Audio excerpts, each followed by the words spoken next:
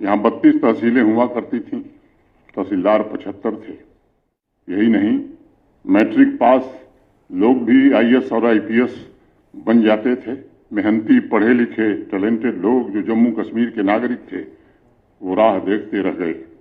जम्मू कश्मीर में ये सुनिश्चित हुआ है कि मेरिट के आधार पर ही यहाँ के नौजवानों को नौकरी मिलेगी। अब किसी की सिफारिश पर किसी को नौकरी नहीं मिल सकती। समाज का एक वर्ग तो ऐसा था जो पढ़ाई चाहे जितनी कर ले, जिंदगी भर स्वीपर के अलावा कोई दूसरा काम नहीं कर सकता। अनेक आईएएस और आईपीएस की सिफारिश ऐसे लोगों की गई। एक वाकया में देख रहा था, 70 के दशक की बात है, एक अभियुक्त आईएएस ऑफिसर बन गया। यही नहीं, मैट्रिक पास लोग भी आईएएस और आईपीएस बन जाते थे। मेहनती, पढ़े लिखे, टैलेंटेड लोग जो जम्मू कश्मीर के नागरिक थे, वो राह देखते रह गए। आए दिन कहते थे कि साहब बदला क्या। मैं कहना चाहता हूं कि भारत के संविधान को पूरी तरह लागू करके आज जम्मू कश्मीर में ये सुनिश्चित हुआ है कि मेरिट के आधार पर ही यहाँ के नौजवानों को नौकरी मिलेगी। अब किसी की सिफारिश पर किसी को नौकरी नहीं मिल सकती है।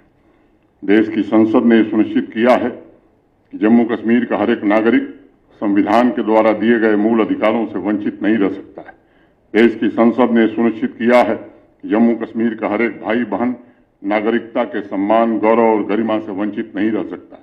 संविधान को पूरी तरह से जम्मू कश्मीर में लागू करके ये सुनिश्चित किया गया है कि हर एक नागरिक को समान अधिकार, समान अवसर दिए जाएं और शासन में जवाबदेही, पारदर्शिता सुनिश्चित करके विकास की प्रक्रिया को और मजबूत बनाया जाए। मैं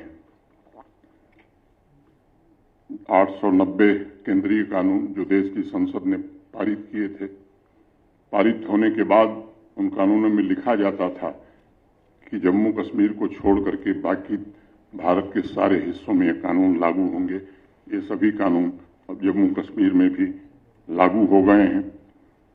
एक ऐसा वर्ग था जिसे चुनिंदा चुनाव में तो वोट देने का अधिकार प्राप्त था, लेकिन हर चुनाव में वोट नहीं दे सकता था। सभी नागरिकों को समान अधिकार मिल गए हैं।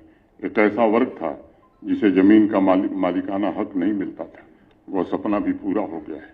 समाज का एक वर्ग तो ऐसा था जो पढ़ाई चाहे जितनी कर ले, जिंदगी भर स्वीपर के अलावा कोई दूसरा काम नहीं कर सकता था। ऐसे भेदभाव को भारत के संविधान को पूरी तरह लागू होने के कारण ये सब समाप्त हो गया है।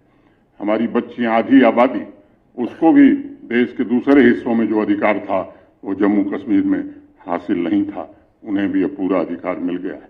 संविधान के आदर्शों और मूल्यों को पूरी तरह लागू करके सुनिश्चित करने की कोशिश हुई है कि भारत के अन्य नागरिकों की तरह जम्मू कश्मीर के नागरिकों को भी वो सारे अधिकार, वो सारी सुविधाएं और गरिमापूर्ण जीवन जीने के लिए जो आवश्यक है वो प्राप्त हो सके। मुझे प्रसन्नता है कि आज जम्मू कश्मीर संविधान में दिए गए सामाजिक और आर्थिक न्याय के आदर्शों के साथ आगे बढ़ रहा है। संविधान के सभी कानूनों के पूरी तरह लागू हो जाने से लोगों का जीवन सुधरा है और समाज की आखिरी पंक्ति में खड़े व्यक्ति तक जन सुविधाएं पहुंचने लगी हैं। आदिवासी समुदाय हो, किसान हो, युवा हो, महिलाएं हो, वंचित वर्ग के लोग हों, कल्याण के लिए भारत सरकार जो भी योजनाएं बनाती है उसका लाभ बिना किसी भेदभाव के जम्मू कश्मीर के हर एक नागरिक को मिले। अब ऐसा कानून यहाँ लागू है। माननीय प्रधानमंत्री जी ने अभी, आपने जब ये देखा तब भी सुना होगा, बार बार एक बात कहते हैं, सबका साथ सबका विकास की बात की है।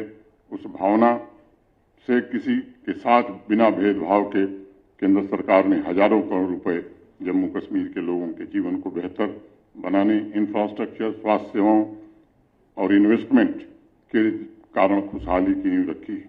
हर एक जम्मू कश्मीर का वासी का जीवन बेहतर हो, ये मुख्य उद्देश्य है। आज इस अवसर पर मैं एक आप सबसे निवेदन भी करना चाहता हूँ। दशकों पहले जम्मू कश्मीर के अलावा संपूर्ण भारत में संविधान और उसके कानून, मूलभूत आदर्श और मूल्य लागू कर लिए थे। जम्मू कश्मीर को उसके लिए इंतजार करना पड़ा।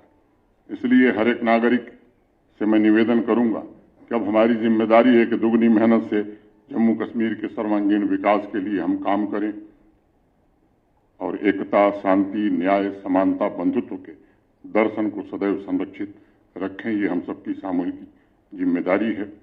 मित्रों, भारत के लोग संविधान का मूल्य स्रोत है और ये लोगों की ही जिम्मेदारी है कि सब अपने कर्तव्यों का पालन करें।